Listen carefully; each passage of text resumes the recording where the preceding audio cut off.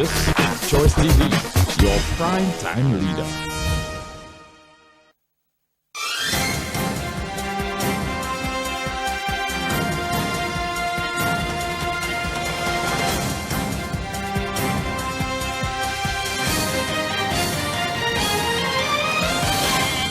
Politically Incorrect can also be followed live on www.choice39.tv, facebook.com/choicetv St. Lucia, on YouTube, Choice TV St. Lucia, and also on our radio partners, Carry FM 93.1 and 107.9, and Liberty FM 92.3.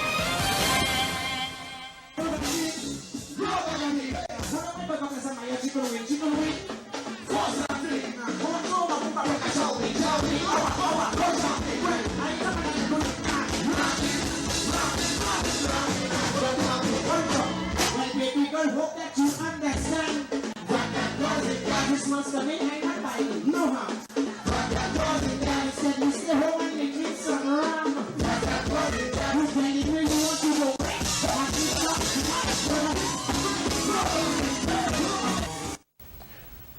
Good afternoon, St. Lucia, and welcome to the Thursday edition of Politically Incorrect.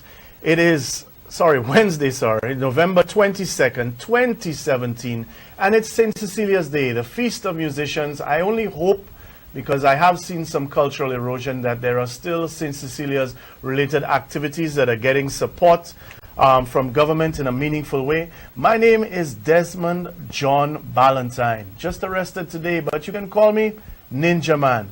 And I also know that it is supposed to be Chiffonnet Day, the day that the ministry related to sustainable energy and so on has the initiative of telling people not to iron their clothes. Well, anybody that knows me and keeps giving me jokes about my wardrobe or lack thereof should know that as a bachelor, I'm pretty much always chiffonné. So what would be really remarkable is if I managed to iron my clothes without burning holes in them. Nonetheless, folks, it is St. Cecilia's Day, so I wish all musicians well. I do hope the creative industries does get back to its at least original allocation in the time to come. Like I said, in the last year of the Kenny Anthony administration, the allocation was $1.5 million, and under Fortuna Belrose and Prime Minister Alan Shastney is now $200,000. And of course, we all know about the Kakalele with the Cultural Center. But I want to start today by going back to a story that's not that far long ago, only about 2 weeks ago. And it deals with an agro-processing plant in Babonneau in Foaso.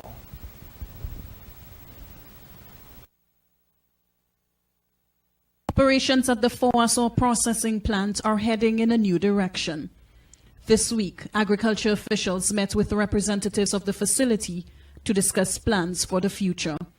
The facility was opened in September 2011, and Agriculture Minister Ezekiel Joseph says the plan was to provide government assistance for its first 2 years of operation.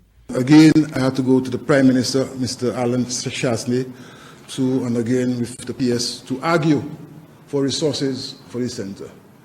And I'm sure those of us who follow budget, would see the mindset of the Prime Minister.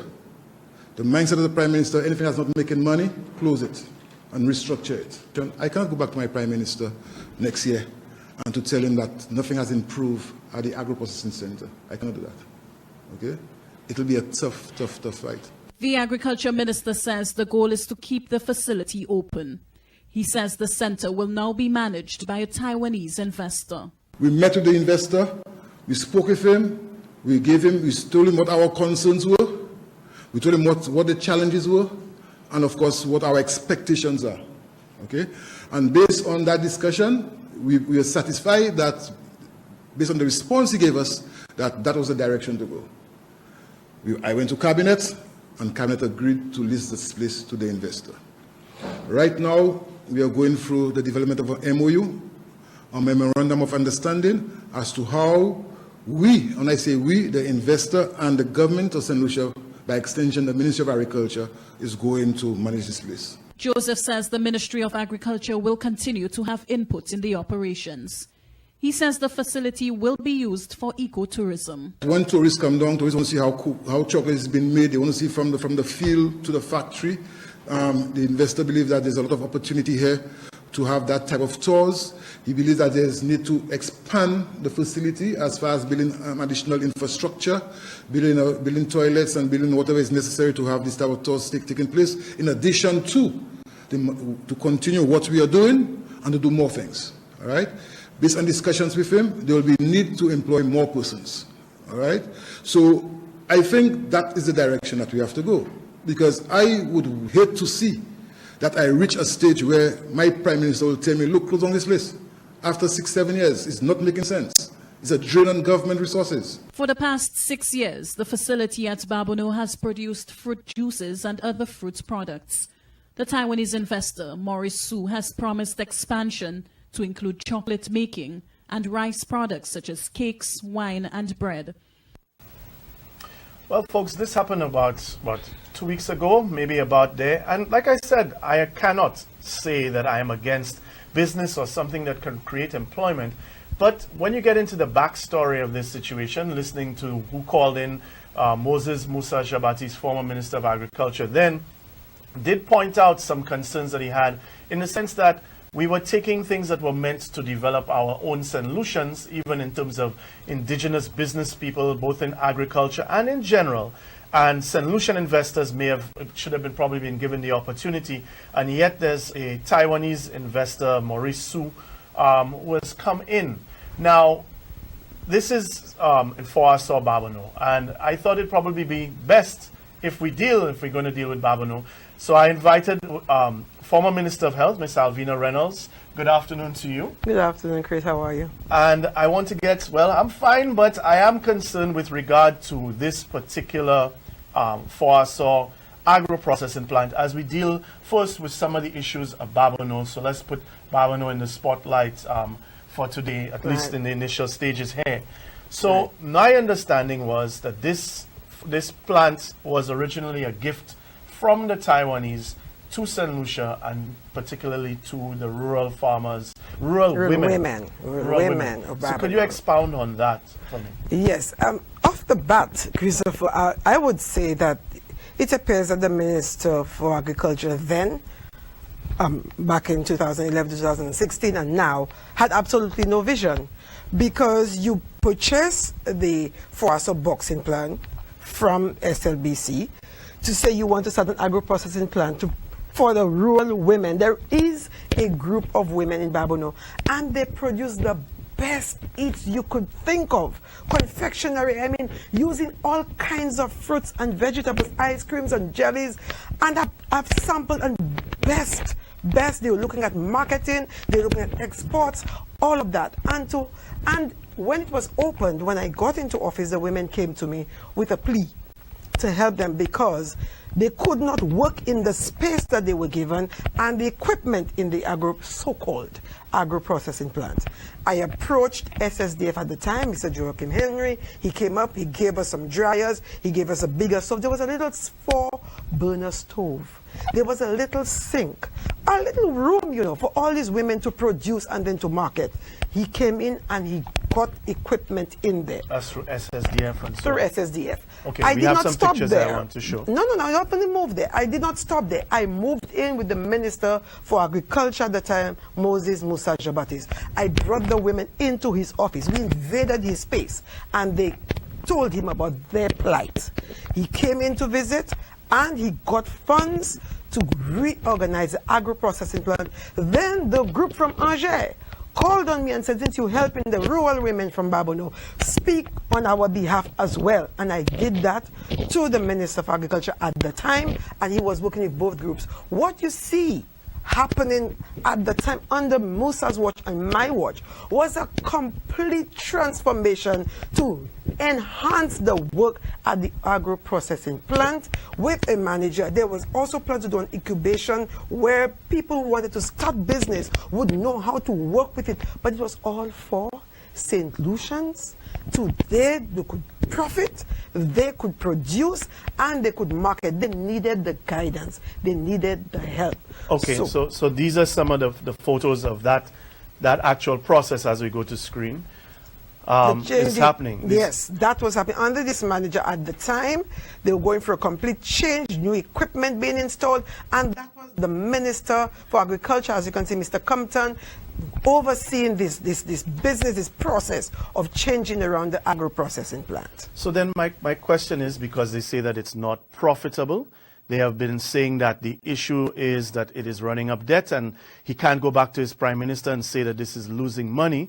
So then how was that being addressed for the most part with regard to the development of this? Apparently it has not been addressed. Apparently there is no plan. Apparently the minister does not know what to do with the agro-processing plant. And there was a plan in place under Musa, like I said. I brought the women to the Minister of Agriculture then, who set out a plan for the agro-processing plant in Fonso and Angers.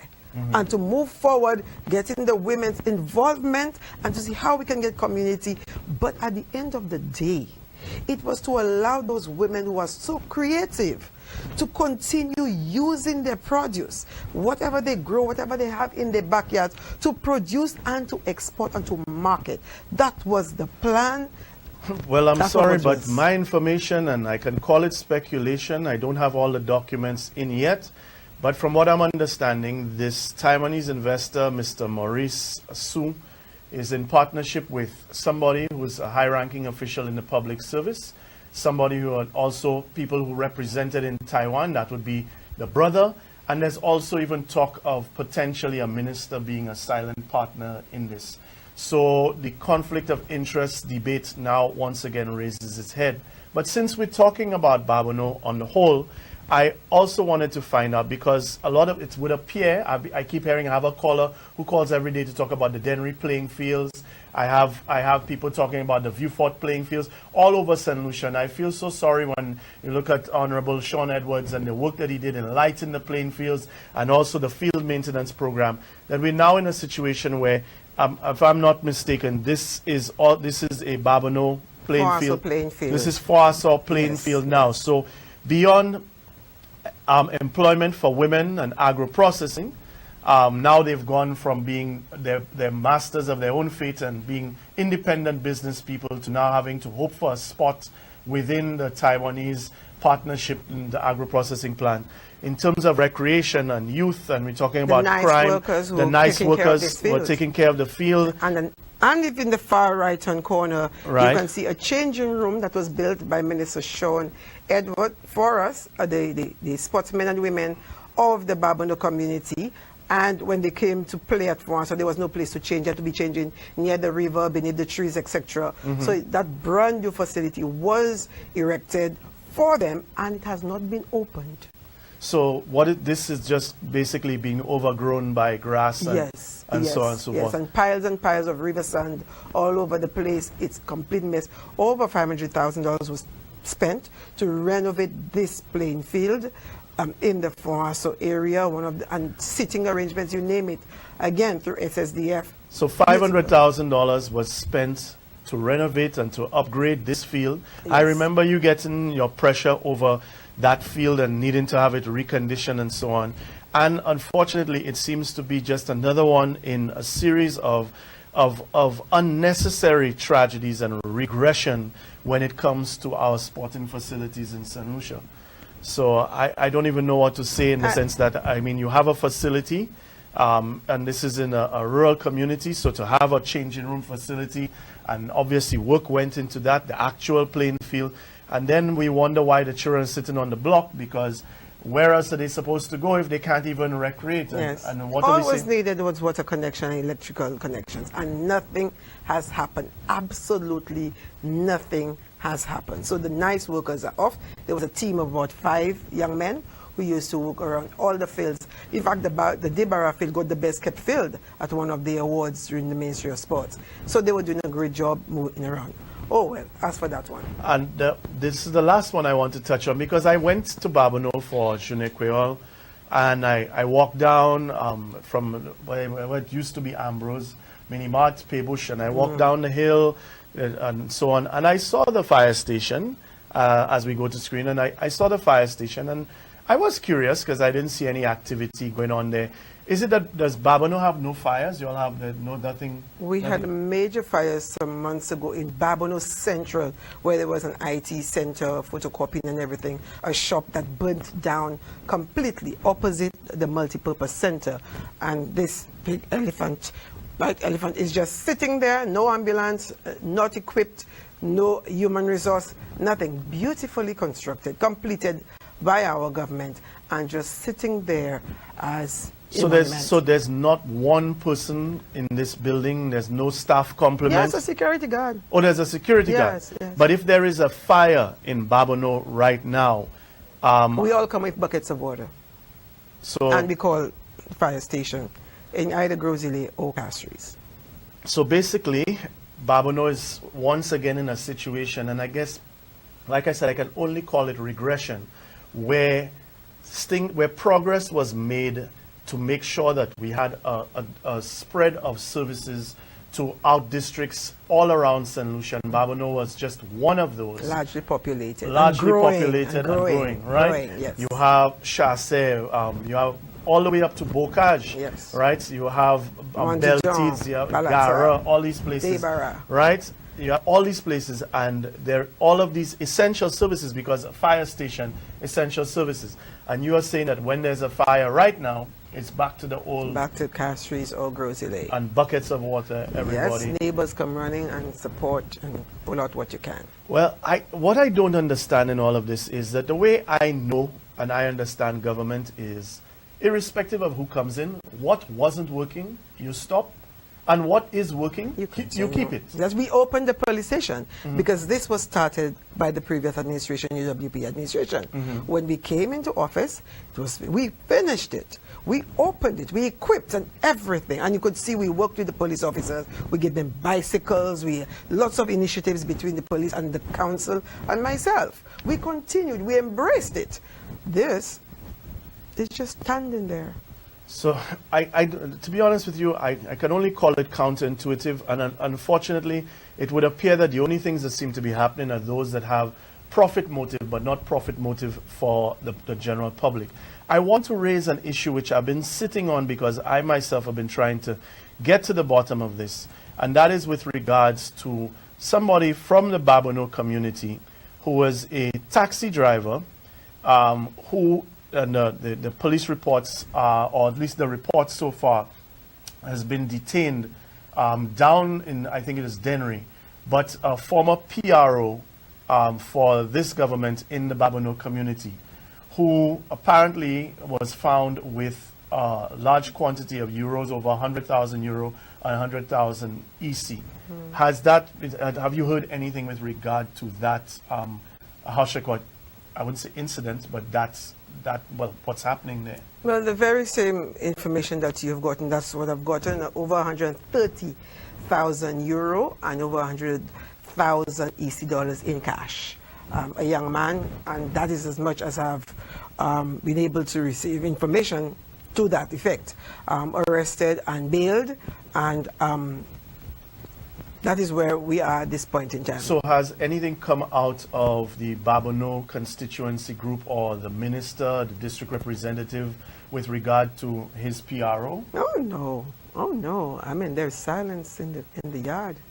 Has any of the news media picked up on this arrest beyond what I've seen online? Not to my knowledge, no. We have not seen or heard anything more than that. So we in St. Lucia are experiencing crime issues. Some are debating whether we have real crime problems or not. But to my mind, if government, and I tried to give a couple of solutions that I had with regard to crime, and one of them is that politicians on the whole fraternize too much and mix for political gains with nefarious types. You may not necessarily be able to prove that a person is a bad man or somebody who's participating in the underground economy, but the example that it sets to the youth of St. Lucia in particular, when people are accepting resources from them, you have constituency offices, you have campaign finance, you have canvassing, you have rallying of family and friends support and all of that type of stuff. What does it say to a community when you have a PRO of a constituency of Babonneau, this government, and a sitting minister right, and you have somebody being picked up, right, and having to be charged and bailed with over 100,000 euro and $100,000 and nothing for that. Nothing for that. But also, I mean, you spoke about ministers or government officials fraternizing, but what's about ministers in government who are doing illegal things as well? There we go. That's my case. Well, folks, this is Politically Incorrect. When we come back, we're going to deal with crime and the obvious healthcare situation in St. Lucia. Stay tuned.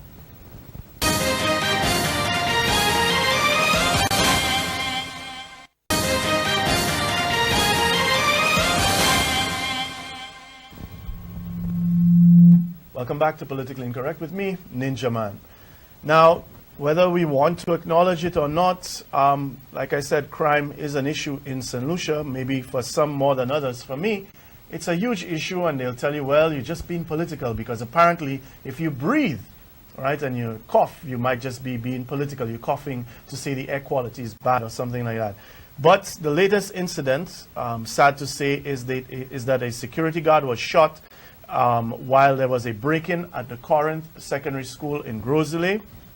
Early this morning, the security guard was shot, the principal's office, the IT room, resource room, and so on, vandalized. I do not know. I'm hoping that by evening news, in terms of Choice News Now, we'll have a comprehensive report on what was taken and all those affected. Obviously, children in the school. I know I have family and friends that have children in that school. The school, I think, has been dismissed for the day. Yes. And crime, to me, is a huge issue. But for the member, district representative for Grosley, the Honorable Spider Montoot, I guess for him, we don't really have a crime problem. We only have a murders problem. The Prime Minister has spoken a lot about the essential nature of your ministry, especially in terms of dealing with issues of crime, issues of, changing some of the social ills that exist within our country. Does that mean you work very closely with the Ministry of Security? Most definitely. I am actually in consultation with the Minister of Home Affairs and National Security, and we are looking at programs, and projects with a view to addressing the crime situation. And well, while I will not join the bandwagon to say that we have an increase in crime like many are saying right now, we certainly have a spike in homicides. And that is very disconcerting. It's a major concern to us because, as you would appreciate, the majority of the victims are young people. So I don't know what, I think that the first step is just like if they tell you an alcoholic, the first step is acknowledging you have a problem. Yes. So apparently we can have a spike in murders, but not necessarily have a crime problem. So what happened at Corinth, I guess the security guard was just massaged with a gunshot wound, and these guys were just doing an informal tour of the Corinth school. Do you, you've gotten all kinds of licks when there were suicides, when there were problems in healthcare and crime on the whole, and whether it was justly or unjustly. So do you see a crime problem in St. Lucia right now? Certainly, and it's across the board. We're looking at robberies, we're looking at murders, we're looking at, you name it, it's there. And sexual assault, rape, it's across the board. Wide, far, and wide. And something has to be done. Something has to be done immediately. And like you, I heard you proposing some of the solutions. Yes, a discussion needs to happen, but in the meantime, while you're pulling everybody together, and what is happening on the ground? What is happening? What is your immediate response? And from the top of our heads, we can see what causes crime. When you have or you fire over 1,000 people, young people who are working, you will get that kind of thing. But what did you put in place? How are you responding to the needs of single parents who have families to take care of? What is in place for them? Mind you, crime is wrong.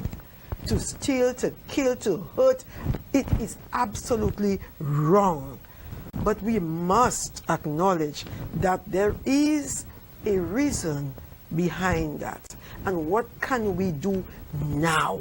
The monies that are being spent for Ojo Labs, the monies being kept in the coffers of some rich business people, how can we use those monies, the 24 million? How can we use the 5 million from Ojo Labs? How can we use them to get our young people busy and empowered and bringing home some bacon for our women, our men, our young people on the street? How can we use those monies?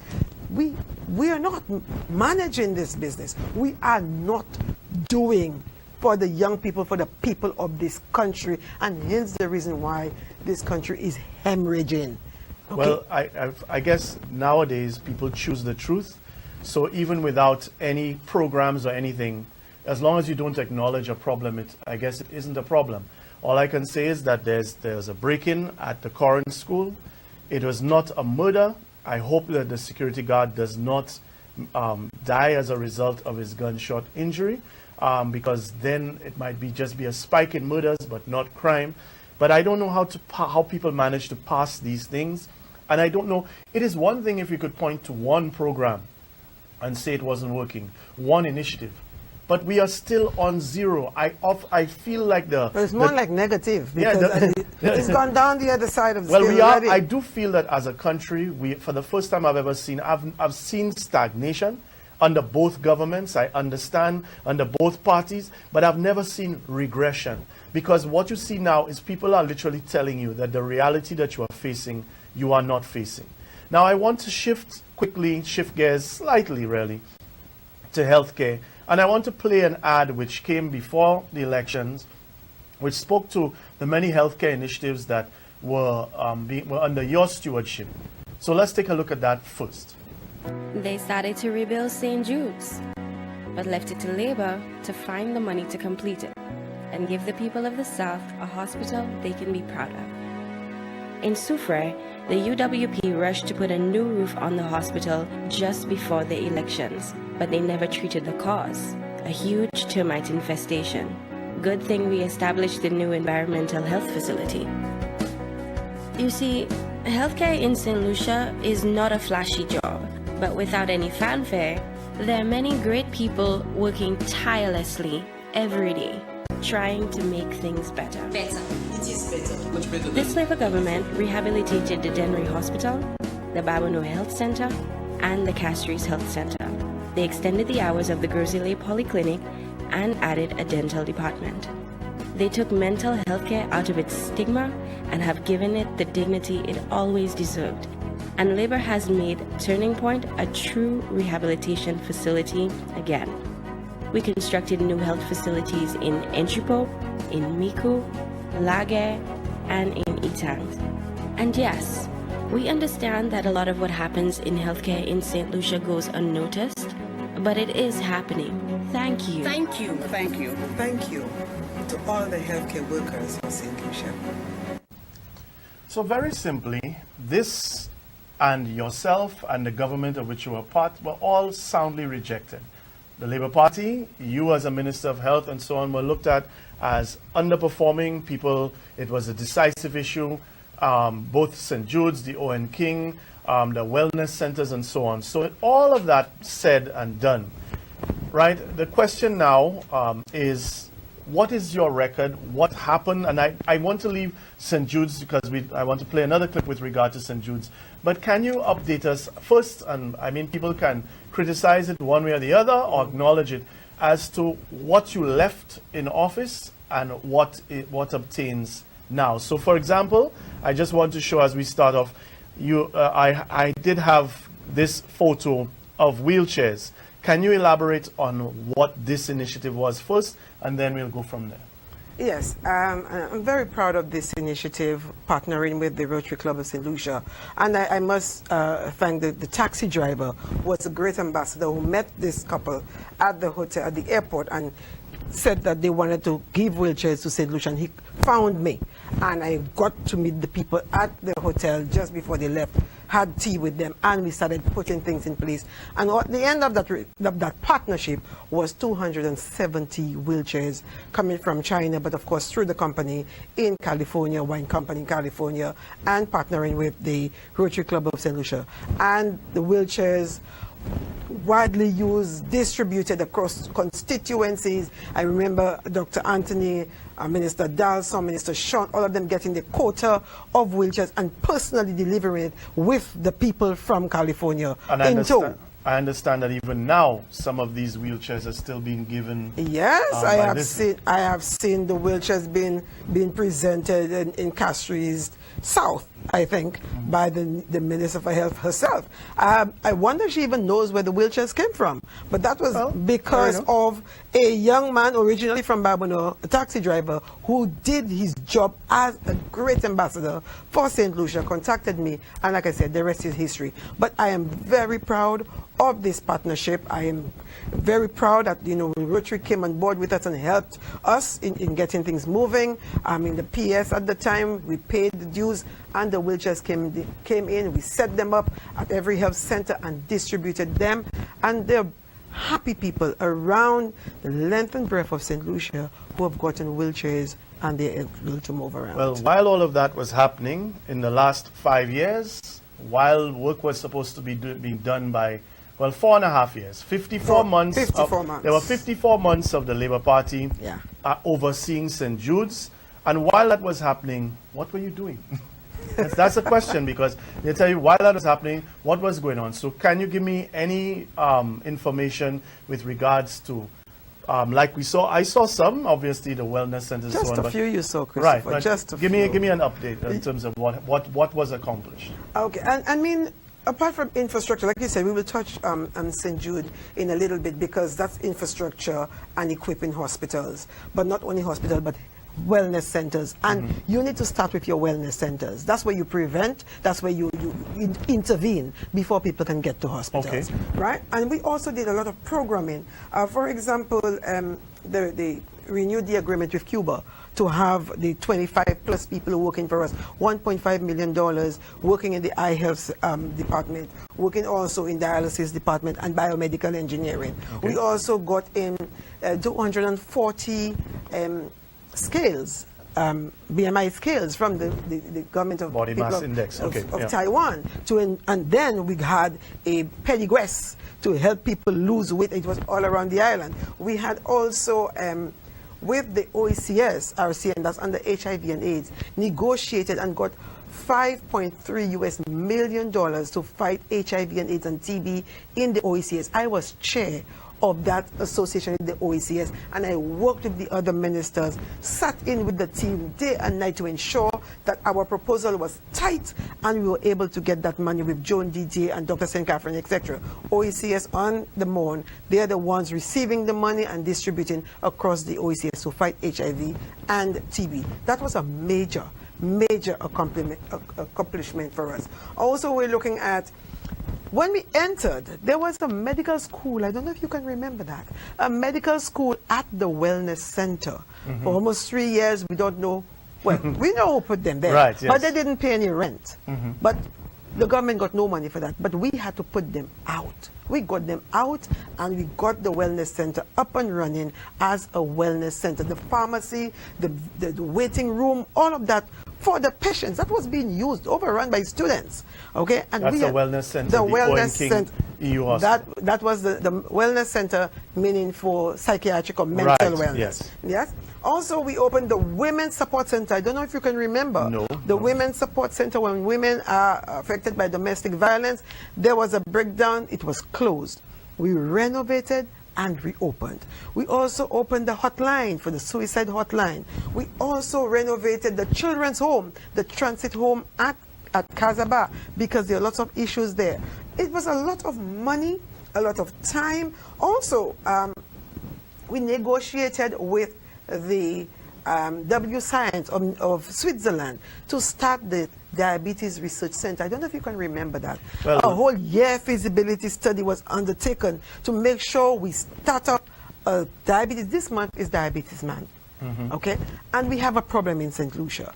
And Dr. Ernest Hillier negotiated with W Science in Switzerland. They came down, the professor came down with his team, worked with us to ensure that we could get it going for a diabetes research center. So has that been aborted? What has happened? Stopped completely. It's not needed. They have said it's not needed. But we continue to see St. Lucians being affected by diabetes. So for all the politics aside, you're saying that this was negotiated and it was still in train, even though the government that you were part of was taken out of office. Yes. Even though that government was taken out of office, that the diabetes research facility, research center, feasibility and everything was still in train, and this government could have continued continued. It's now down to zilch. In fact, we actually went to the parliament and passed the laws for research to be conducted, okay, to make sure we did everything right. So what? Okay, I didn't know that one. Yes. So what about wellness centers and so on then? Well, we renovated, like I said, the completely new, wellness center at Lage in Babonneau. Okay. The Babonneau Central Wellness Center had to be renovated. It was a complete mess. Water, toilets backing up, sinks backing up, so we had to put money in there. Brand new in Itang, brand new in Entrepot, brand new. Remember that strike in Tiroshe, Miku? As soon as we got into office, the staff went on strike. When I got down to Miku, I was horrified at what I saw there in that health center where staff worked. So back droppings while the doctor would be assessing patients. Brand new health facility. Okay, so let's count them off. You refurbished and established wellness centers in Itangs, in Entrepot, in Lage Babonneau. And the Castries one. The Castries. Yes, we moved from the old green building and moved into the new concrete building. What else? We opened the one in, we said in Tiroshe. The Castries. The Soufre Hospital we refurbished.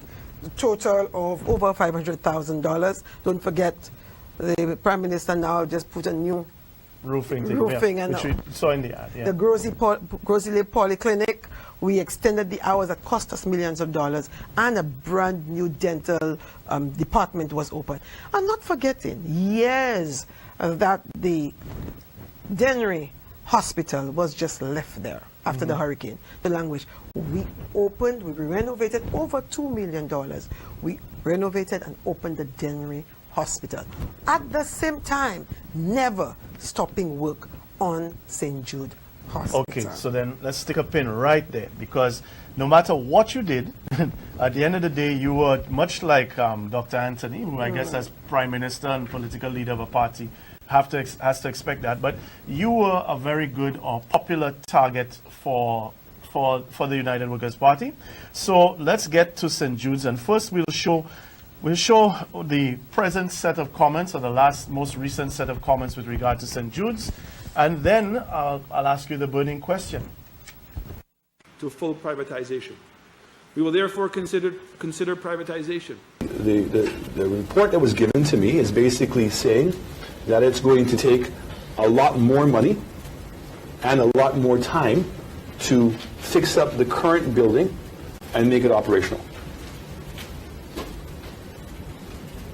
So on the basis of that, I've now looked at what my alternatives are. And I've reached out to several different people. I've had ideas of my own. My cabinet has had ideas in which I'm hoping that over the next couple of weeks that we can come to some kind of conclusion and make a presentation to the public of St. Lucia on how we're going to move forward. But it's not an easy decision on how we're going to do it. And meanwhile, time is ticking. The facilities at the stadium are inadequate. I don't think anybody is denying that they're inadequate. But they have lasted for the period of time. Are there things that we can do now that we know that we're going to be there for a little bit longer to make the situation more comfortable? And then secondly, in moving forward. So when I heard, and I know this is the world that we live in. Okay? Minister Joseph said in presenting the report that the report said that they would have to demolish aspects of the building in order to be able to move forward. I have said that. Mrs. Mary Isaac said that, and all of a sudden it comes out that we're demolishing the building. Now, why would we demolish the building? It really does not conform with the standards for a hospital. So right now, from where I stand, I believe that the recommendation to demolish the hospital and start all over again really needs to be considered seriously. Although we are very aware of the pressure that we currently have on the structure where St. Jude's is housed, where the hospital is housed. But do I have options where it says maybe I use the building for something else and I build a new hospital? That is a possibility. But I have to look at the cost, I have to look at the time, I have to look at all those implications, and then we will make a decision as quickly as we can to move forward. So all of that said, my issue and what makes all of this salient in the negative sense is right now resources and plans are urgent. There's a degree of alacrity with which the government is pursuing now refurbishing once again the George Odlum Stadium. You're hearing about direct awards and all kinds of stuff like that with regard to that. And for the last 18 months, St. Jude's has been stopped.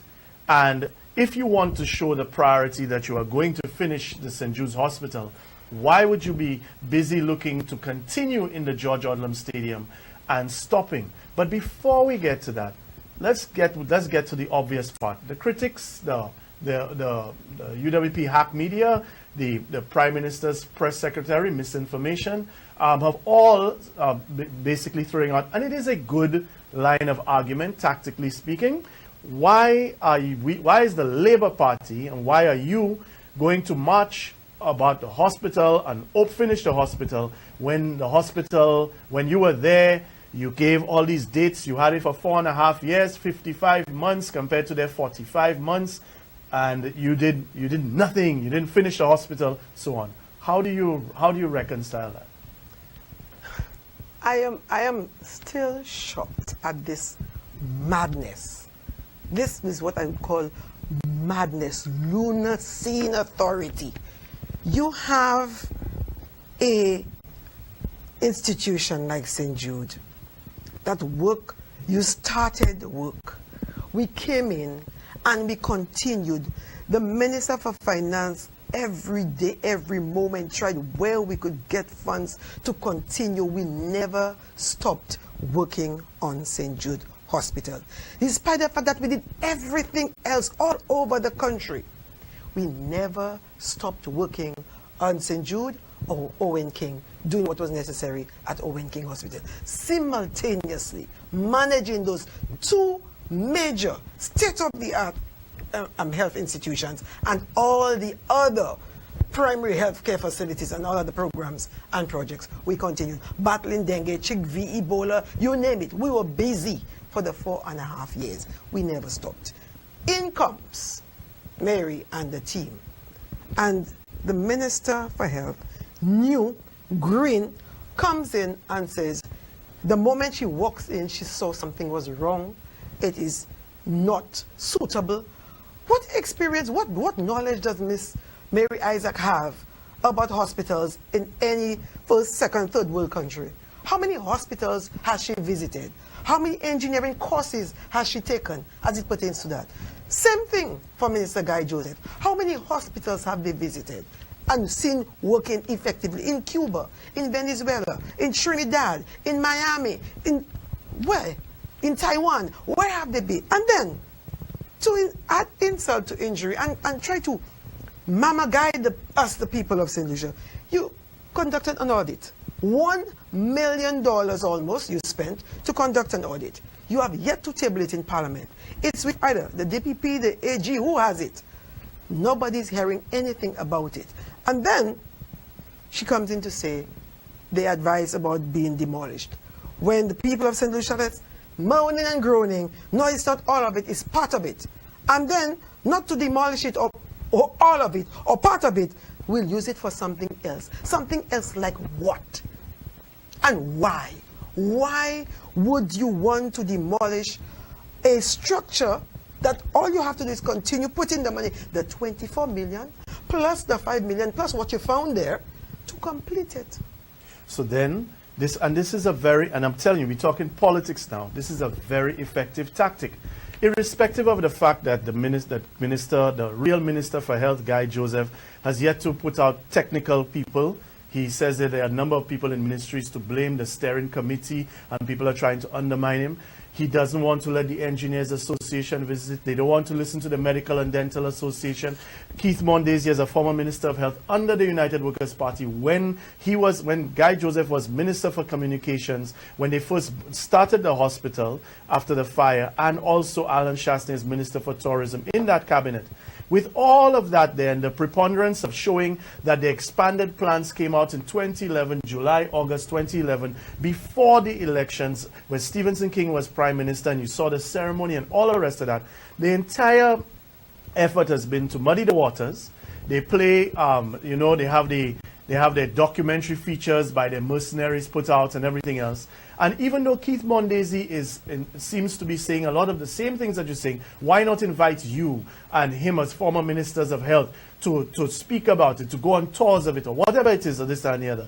But it has been a well-managed muddying of the waters campaign. So that it boils back to the same question.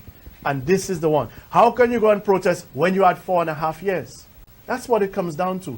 You right now had 4.5 years. Now they don't care about the wellness centers that you manage for primary health care. They don't care about what you got in terms of diabetes or Ebola or any of those things. They don't care about the Owen King Hospital and the fact that even as it's on a new piece of property, on a new facility, it is still not open. What they care about is blaming you. No, you have that wrong. What they care about is to demolish it, and the question is why. Well, that is what they care about. And this government has a record of stopping projects. And the question is why? Why are you stopping projects all over the country?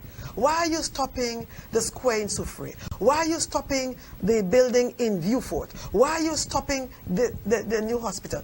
I mean, you're just stopping projects, infrastructural projects. Why? Is it because there is some way you need to get something and you try to buy your time and your way through? Why are you stopping a hospital? What is happening at Owen King now? No works. Now that is a good question, which will come back again to St. Jude's, but I want to say that my information is that after all the open the dialysis machines, right, that the company INSO, which had put in the dialysis machines, right, there was a meeting about 3 weeks to 4 weeks ago on a Thursday with top health officials, and in order to assuage the public, between the minister and the prime minister, they were going to push to have the dialysis machines operationalized before Christmas. The problem is that the INSO, the company that has the dialysis machines, is actually suing this government for breach of contract.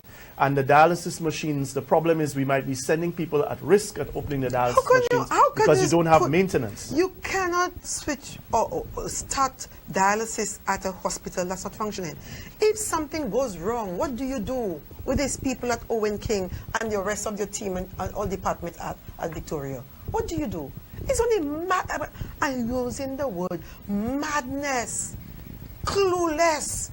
They have and they don't care about the lives of St. Lucians. Okay? Firstly, you don't even set up dialysis machines and just leave them there. It's when you're about to open your hospitals, you bring in your dialysis machines, you have to test them. You can't just put them in like that and have people's blood running through a system. This can cause death. Because people's blood running but people were ready to call people, we're going to march on the hospital and we're going to open with a shame, you know? This, and probably was mad, Fache mad, you can call the same thing. I mean, I am at a loss for words as to what is happening. And the people of St. Lucia, well, yes, but now you can always campaign with lies, you know. You can get your votes with lies, but you need to govern now, and you can't lie your way through that now. St. Jude Hospital needs to open. Think of it. You want to pump money into the stadium? it's falling apart, and we had to keep the stadium going while we're pumping money into St. Jude to make sure that the stadium didn't fall apart. Okay, now we've reached the point, and there were 2 commissioning teams established.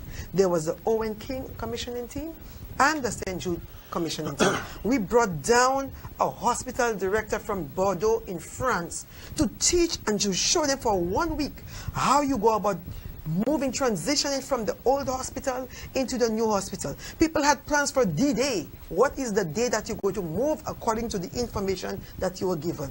They were always working along Victoria Hospital, St. Jude Hospital, working along to see how you can get it moving up to the point of transitioning from your old facility to the new one, because you have to be very careful about this. And that is our intention was as a government, to complete both hospitals. The EU gave us that new hospital, Owen King. We had to complete the cafeteria, the laundry, and the parking lot. Over each of these projects, over $1.5 million. We as a government, we put this in place. We issued the contracts for these projects to be undertaken. I don't know what's happening now, what's happening with the laundry, what's happening with the parking lot, because again, projects, infrastructure, stop work because people trying to see where they can benefit from there. So I do admit, and I've seen the whole part where you stop projects so that you can attach your leeches and you can get your run a country like a business model, siphon benefits type of a thing, conflicts of interest and so on, nepotism. But with regard to your tenure, 4.5 years, yourself and Kenny Anthony as Prime Minister, you see the video, you all are on tours, you're all giving dates, and the dates pass. As given by the technical team. Like I said, I am no technical expert. I don't go collecting paint, I don't go collecting carpets or tiles. Okay, I do the tour, and yes, sometimes I was a little frustrated because I'm saying, but again, you're building a house, a 2-bedroom house, you come there to go and check on your contractor and you see he could have done that, he could have, cast this faster, you see that. And you're upset because you need to move into your home. And that is what. So then, sometimes, yes. So then what would be your thing, what would you say to somebody who said, because that's what it comes down to, the most basic, why didn't you all finish your hospital? Why didn't you deliver the hospital? The intention from day one to finish the hospital. We took over, we never stopped working. Only time we stopped, interruptions. A man died on the site, and of course, the contractors had to be fired because he was not paying the workers, so we had to bring in a contractor and continue work. These were the only 2 instances. We never stopped work at the hospital. The Prime Minister and Minister for Finance never stopped going all over the place trying to find funds. Was that difficult?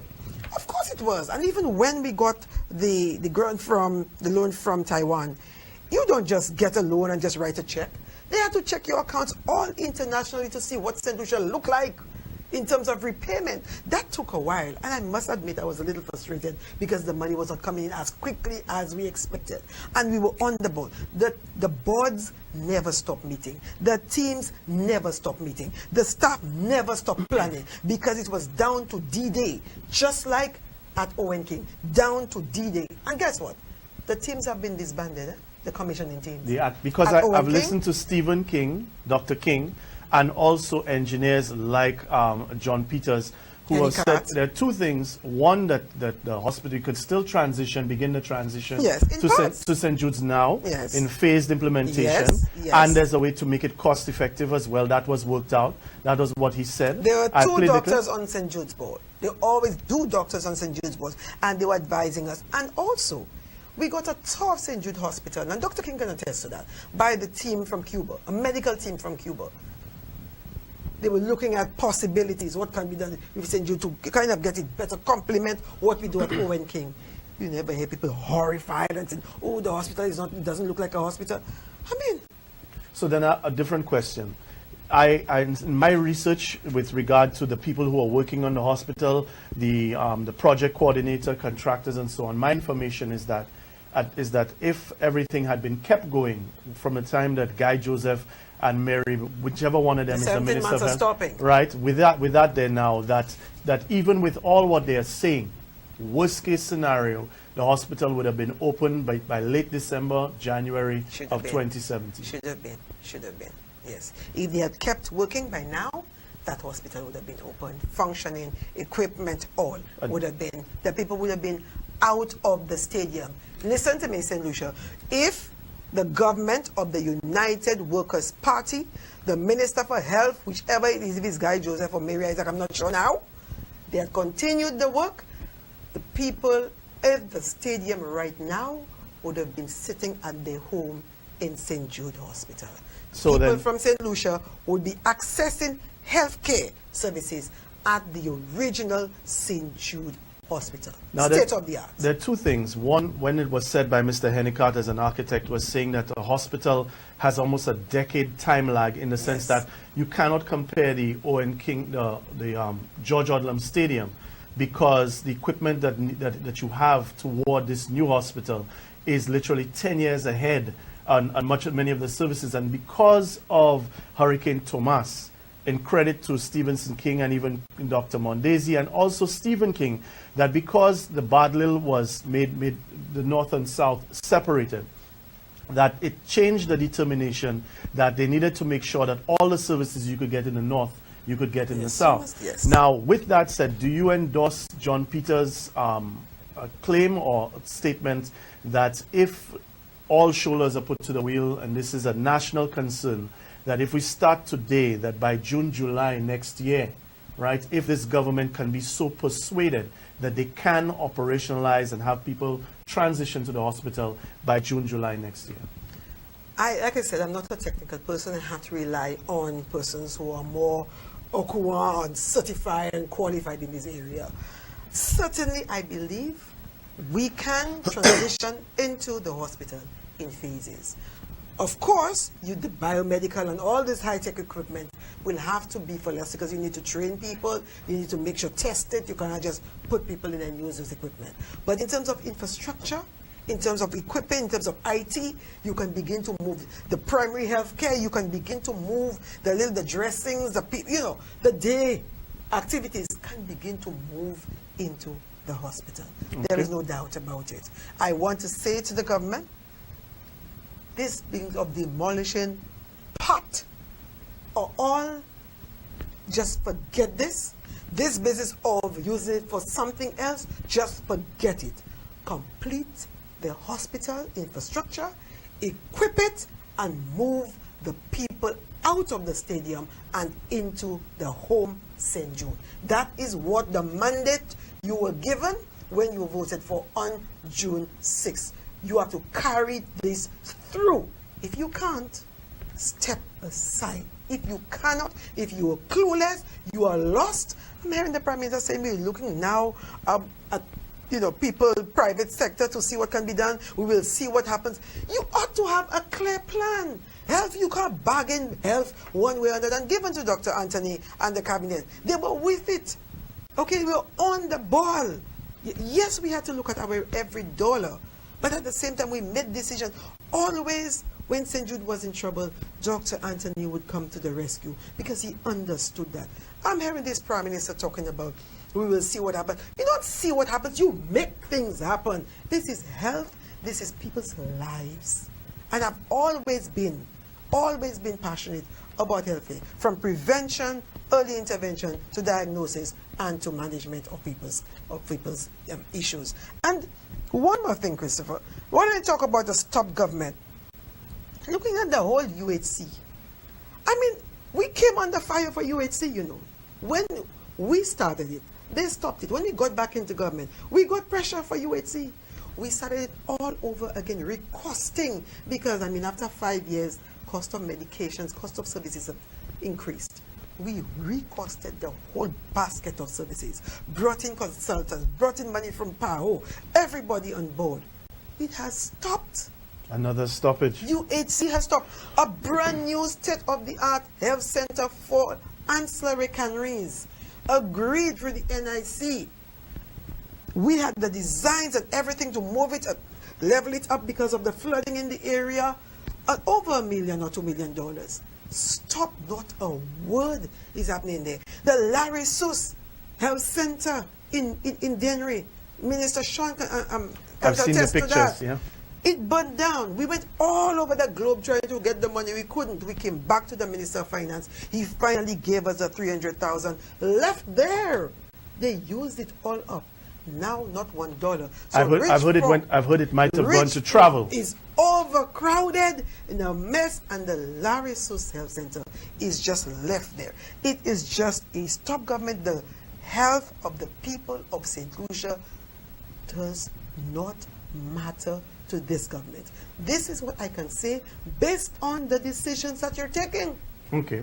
Based on that. Well, we're going to take a break now, folks. When we come back, we're going to go back to employment and continue the health discussion. This is Politically Incorrect. Stay tuned.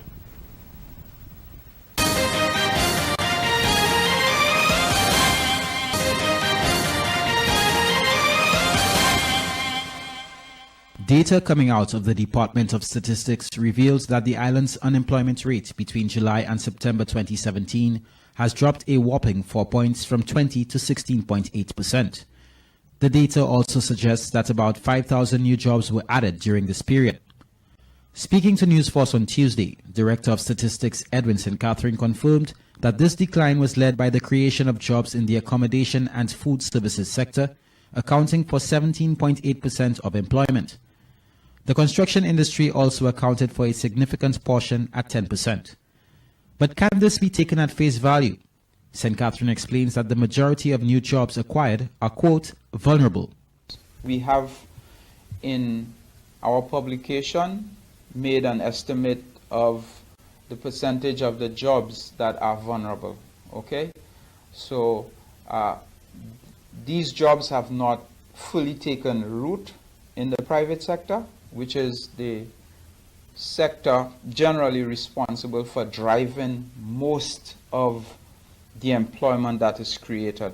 All right, so the public sector is less than 10% of the economy, okay, whereas the private sector is the bulk of the economy. All right, so that any meaningful impact on employment conditions is created when the private sector generates those additional jobs. According to St. Catherine, where youth unemployment is concerned, there has been no significant change in the third quarter of 2017 as compared to the same period the previous year. He explains that the decrease in the unemployment rate speaks to individuals aged 30 and over. In addition, greater participation in the labor market was also observed. And this tends to happen when there is a sustained turnaround in the labor market. We've noticed this change in the labor market from the fourth quarter of 2015.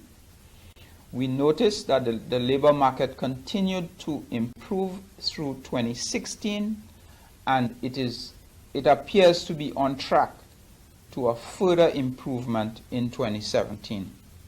Okay, so that trend is continuing, and it's being sustained.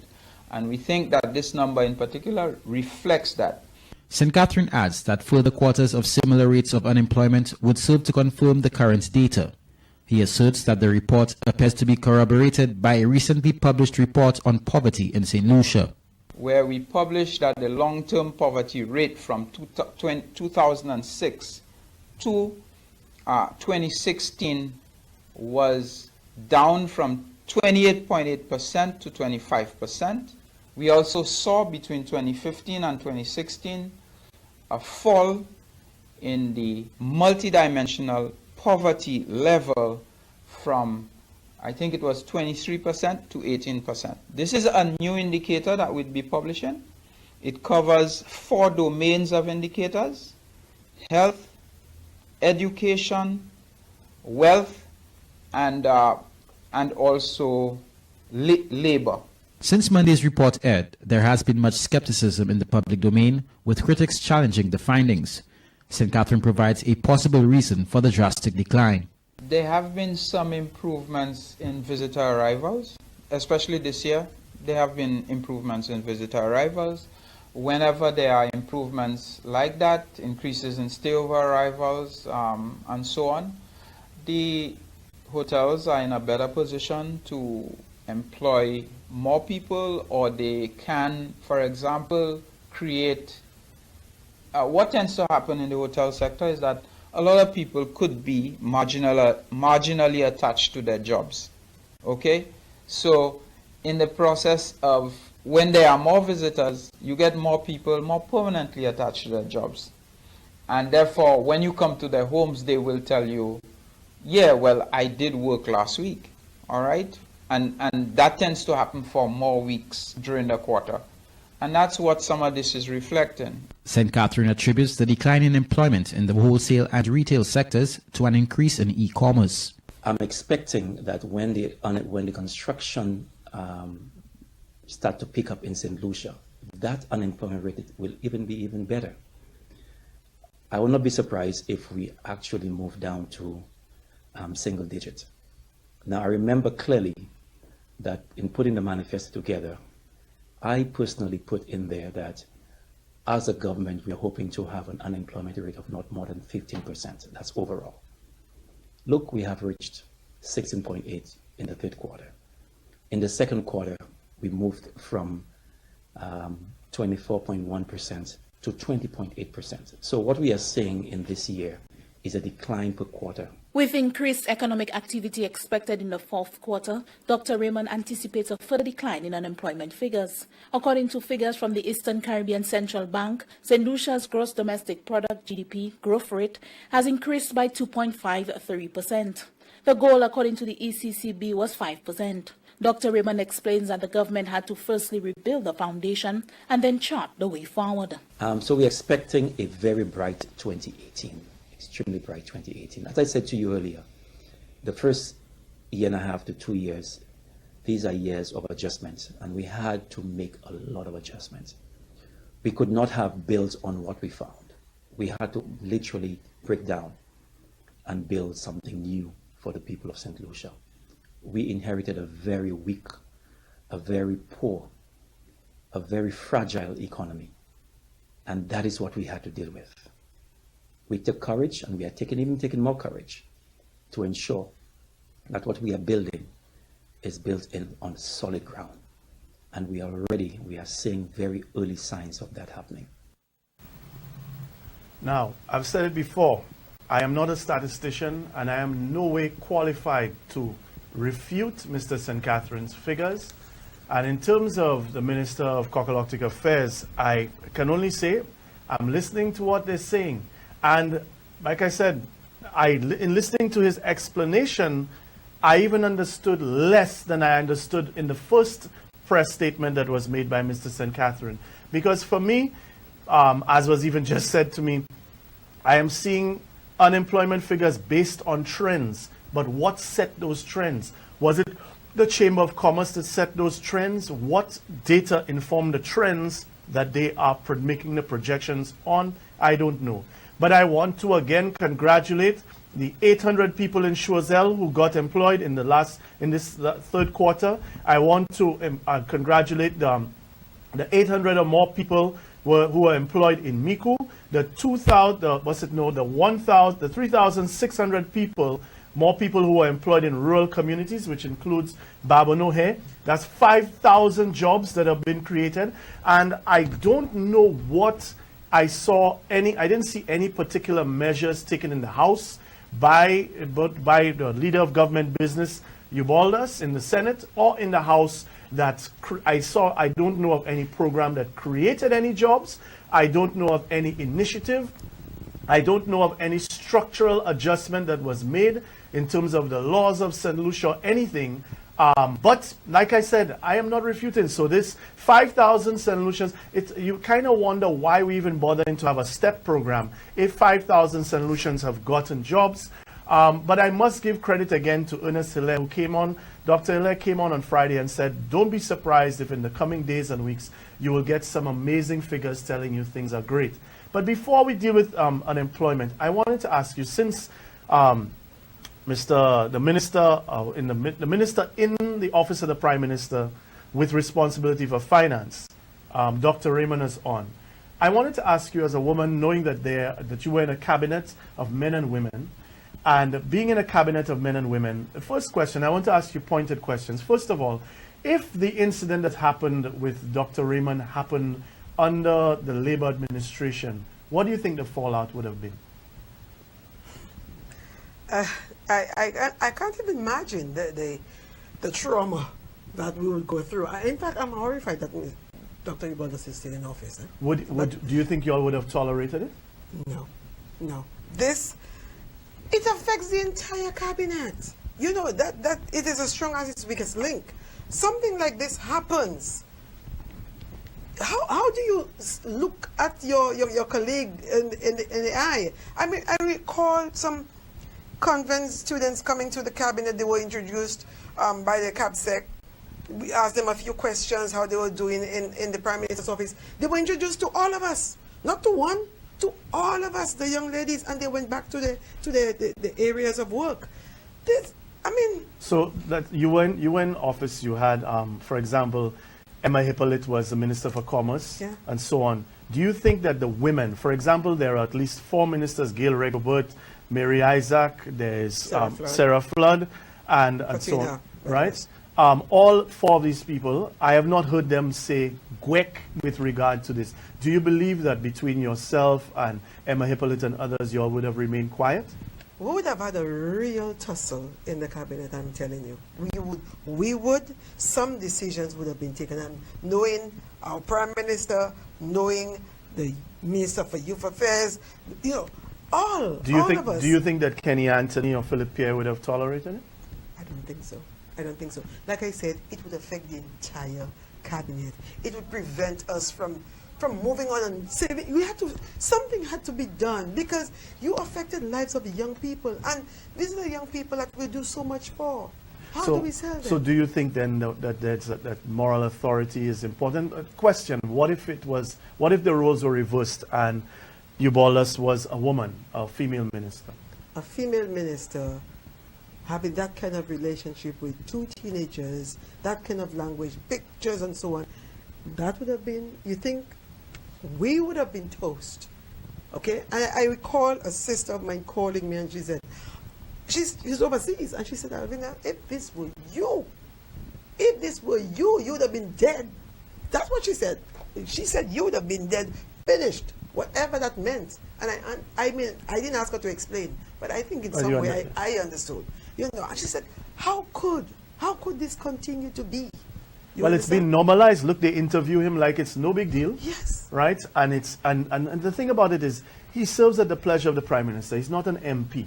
Right? So the truth is, he could be dismissed any day, any time. But right now, every time he goes to visit overseas or goes on official business, anybody doing any basic background, which is due diligence, to meet with somebody. If I'm meeting with George Soros, I'm going to go on Google and Google the person, get the information, get the background, even if it's just so we have conversation. And yet, almost every school child in St. Lucia has seen this man's private parts. We are saying to the youth of St. Lucia, we have no regard for you. We don't respect you. We are saying to the women of St. Lucia, we have no regard for you. We don't respect you. Look at the situation with Ezekiel Joseph and Janine. What has happened to that? Oh, it's in the midst of elections, wrong time. What time? Look at this Roy Moore. Okay? How many years back in the States? What timing are you talking about?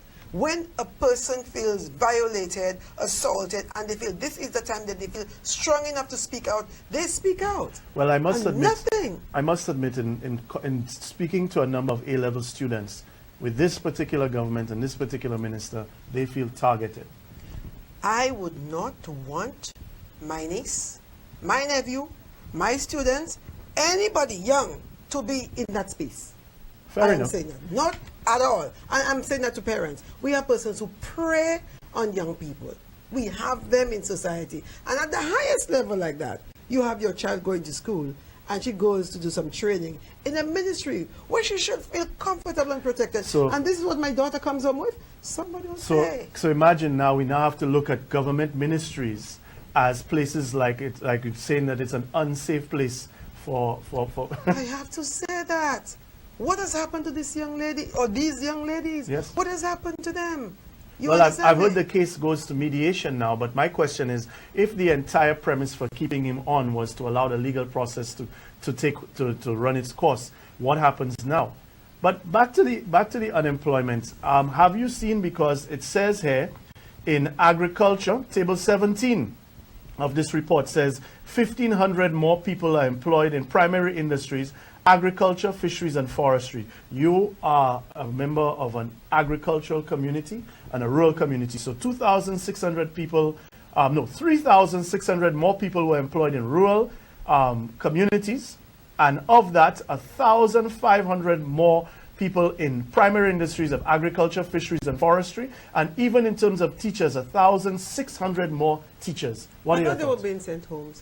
Well, these are the figures. All I can say is these are the figures. Well, my eyes, based on what I see, based on what I hear, who feels it knows it. I'm stunned. Well, let's open the lines now at 4560306. But in seeing these figures, this government, with no discernible programs, with cutbacks on all social programs, social services, the blind, the elderly, nice putting single mothers out on the street again, not renewing their contracts. Somehow this has managed to create 5,000 jobs. Yes. Good afternoon. This is Politically Incorrect. Hi, good afternoon, Christopher and Mr. Reynolds. Good afternoon. I'm fine. Good. I just wanted to touch on the whole issue of the unemployment figures. Mm-hmm. And what was very instructive by what Mr. St. Catherine said was that it was a trend that started by the fourth quarter of 2015. Mm-hmm. And so since 2015 to now, based on what he's suggesting, and of course, I mean, we still have to wait for the fourth quarter figures for 2017, that we recognize an 8% drop in the overall unemployment in St. Lucia. Mm-hmm. And what is also a point that needs to be made is that unemployment tends to be a lagging indicator. So in other words, you would be seeing it after the fact. You know, if you're actually experiencing changes or in economic activity, you're going to see them coming out afterwards. Okay. So it definitely suggests a lot of things that may in fact be or have already happened. Okay.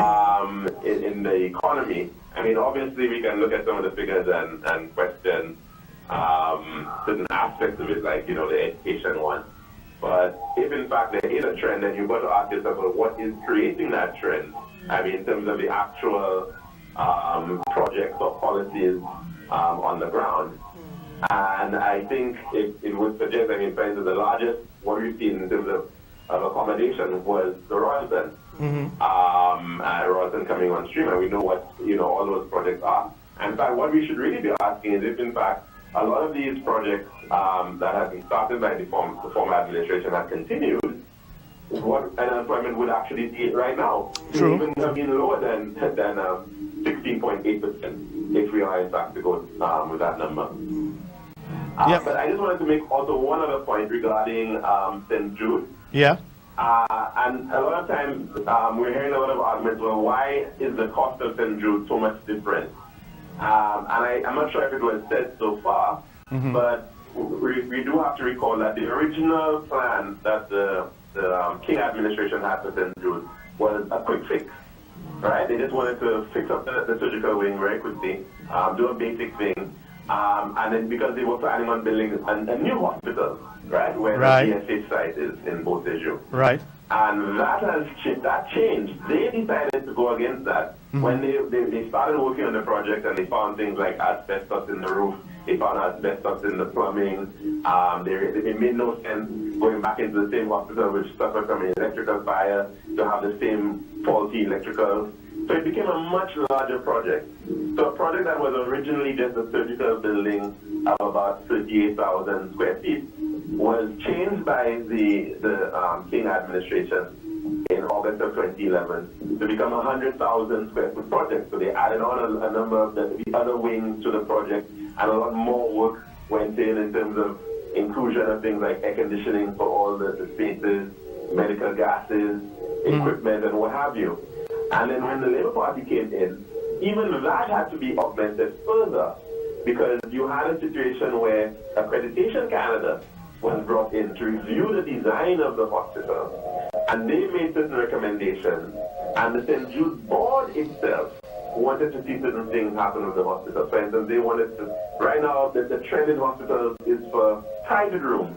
So nobody wants to be in a room with 6 persons or 4 persons in a lot of instances. They want to have their own room, a private room of themselves, or maybe a semi-private room with just one other person. So the changes that the Labour Party made ended up augmenting the size of the hospital either. So we're talking about right now a hospital that moved from about 38,000, 40,000 square feet, changed again by the UWP to about 100,000 square feet. And now we're looking at a hospital that's in the region of about 130 to 140,000 square feet. So clearly, you're going to get changes in the overall cost of a hospital when you're dealing with these things. Yeah. And I just want to make one more point, even in terms of equipment. When you're looking at a modern day hospital, you need to have the diagnostic imaging equipment, the MRI, the CT scans, the fluoroscopies, the mammographies, equipment, and that costs money. Yeah. And so a lot of that the money had to come from somewhere, and I think the former administration made the point of going out there and getting the necessary resources to be able to actually complete a modern healthcare facility. And I do believe and I hope that the resources are there from this government, because they've got money from the Taiwanese loan. They've got a lot of materials and equipment all waiting to be installed and used. And I think really and truly, the point is that we just need to complete the hospital. Thank you, Colin. Thank you very much. Thank you very much. And just for emphasis, I'd like to show on screen something that apparently none of the UWP hack media wants to even acknowledge exists. This on screen is the St. Jude's Hospital, right? 2011, November 2011. Remember, elections were November 28th. So this came out August and was published July, August. And again, I'll read it one more time. Due to the nature of the project, it was initiated in phases to allow for simultaneous design and implementation. Although the main building damaged in the fire was the surgical building, government took the decision to undertake a wide-scale renovation of the facility as other components were in a state of disrepair, as the buildings were originally built in the 1940s and continue to pose a risk for the operations of this important healthcare facility at the location. This included degraded electrical infrastructure, asbestos, roofing materials on all buildings, asbestos-lagged pipelines, inadequate water storage and wastewater treatment, general dilapidated building infrastructure as well. All the buildings of the facility were stripped completely, leaving in some cases only external concrete walls. The renovation works also facilitated a reconfiguration of the hospital layout to improve the delivery of services. In some areas, extension of building areas was also facilitated. So the bottom line is that the Stephenson King administration literally were the ones who first started the expanded plans. And before the Labour Party came in with the expanded plans for St. Jude's reconstruction. This is public information that can and has been verified. Good afternoon. This is Politically Incorrect. Good afternoon. I'll make a comment. Yes, go right ahead. Good afternoon, sir. How are you doing? We're all right. Yeah, thank you. Okay, well, I just want to make a correction. That has not been corrected for a while. We keep saying St. Lucia has the highest amount of diabetes per capita. And this is wrong. Okay. Okay, let me tell you, we're not even in the top 10. At number 5 is Saudi Arabia, with 24% per capita. Number 4 is French Polynesia. Number 3 is Kiribati. Micronesia is number 6, and the number 1 per capita is the Marshall Islands. And my former minister knows that. You know, but other people from St. Lucia have the most diabetes per capita, what we're doing. But Christopher, I want to correct that in diabetic month. Because I'm a diabetic. And we keep don't put a stigma on us. Well, we're not even in the team. Well, my point is this. My point is this, okay, right? Well, yeah, that part I'm not going to argue. My point is simply, which I did not know, and as we're in Diabetes Month, I'm not concerned with the rank. I know we have a problem. Yes, I have most of the people that I know at my age group there have diabetes or the implications of diabetes. The dialysis situation, it was a major wedge issue. You heard the mwefushé and all the rest of that, right? And last but not least is that I thought that with the Labour Party exiting office and the passing of Jufali, that project was died. But to know that Mary Isaac and Guy Joseph and the Prime Minister could have still kept this project, I did not know this until today, and that is indeed an absolute shame. We'll take one more call, but I wanted to today. I wanted to take the time out because many people did not believe that we are going to do this, and as part of the Solution Pride movement, I wanted to let people know, and I want to play. Run the card there for me, then now, please.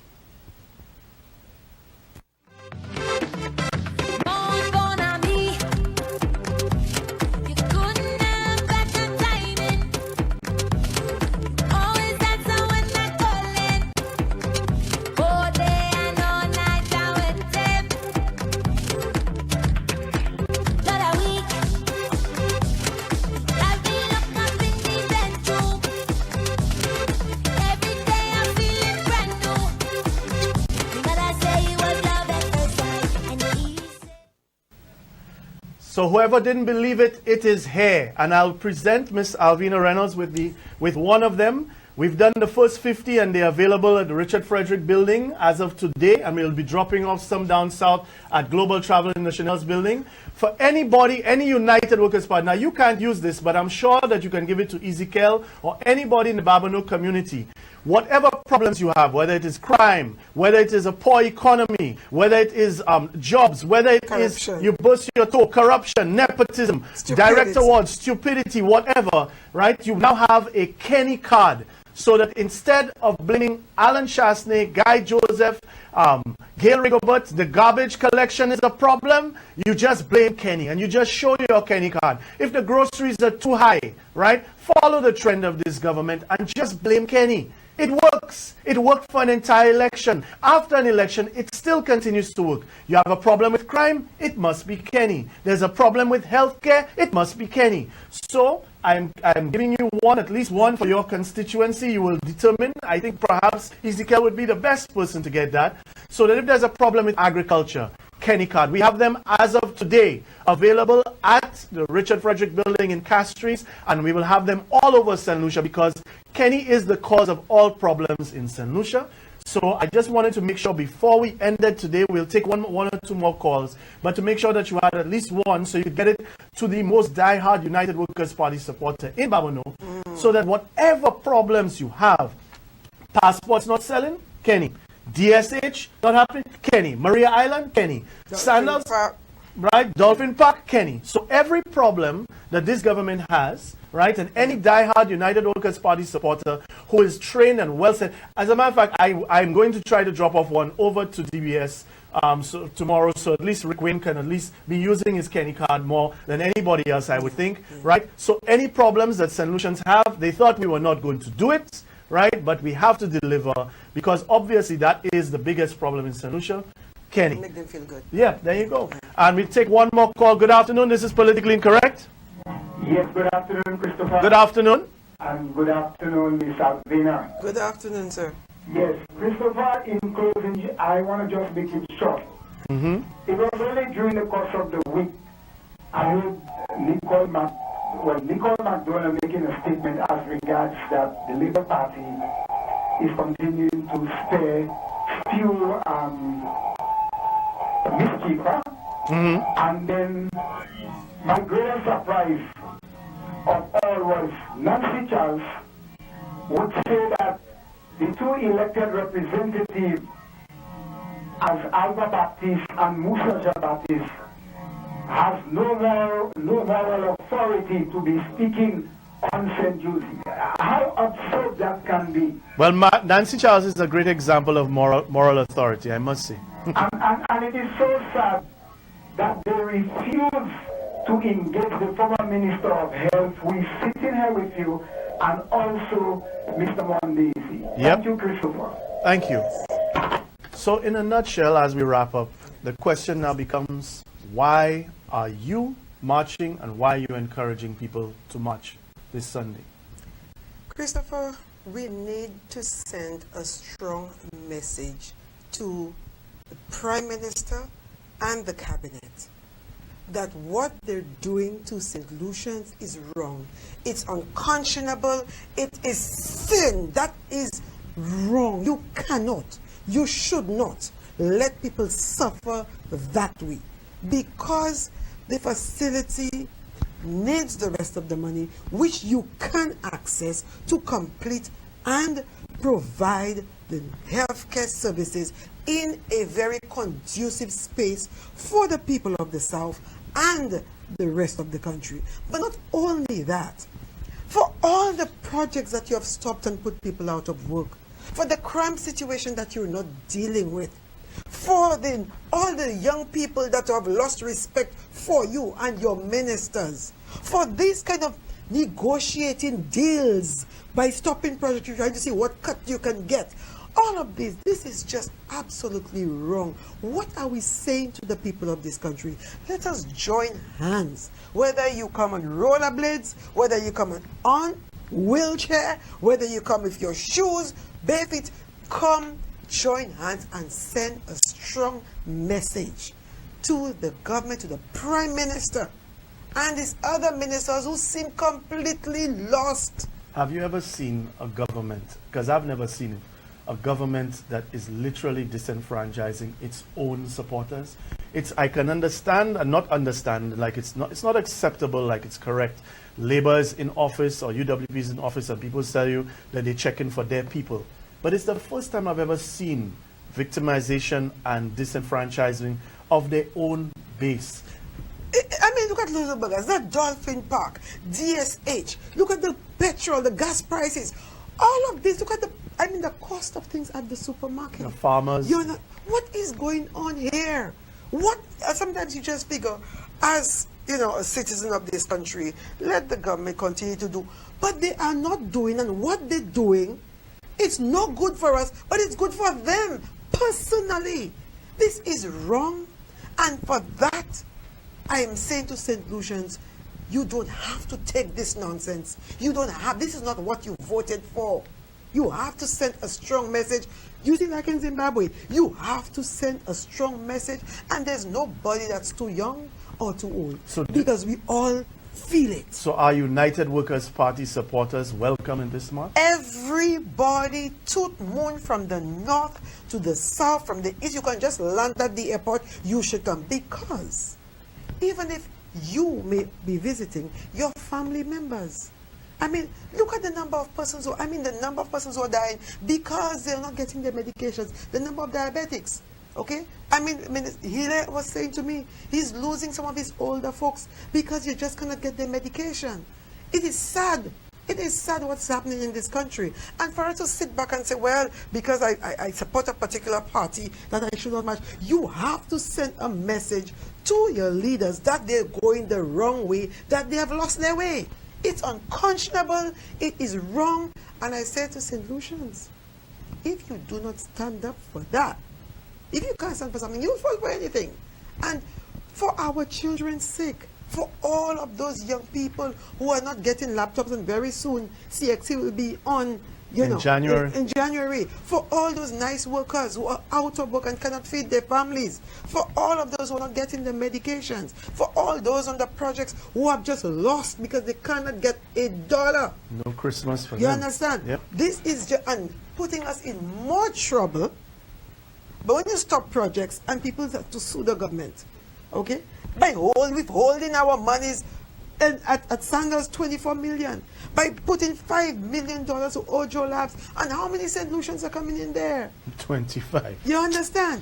This is all the reason and more. I can't even, too numerous to mention the reasons why we're marching. So I'm saying this in battle. Nous ni pouvoir commission by Prime Minister Chasney, ex-lot ministre gouvernement, ça you boldas fait, ça Guy Joseph fait, ça Mary Isaac fait, et qui pas qu'à faire, et qui pas ça même fait, nous ni pouvoir en commission by you. Nous désapporter, pas qu'à faire travail zot, on a peine chimé zot, nous ni pouvoir commission by zot dimanche, the 26, the 26th of November.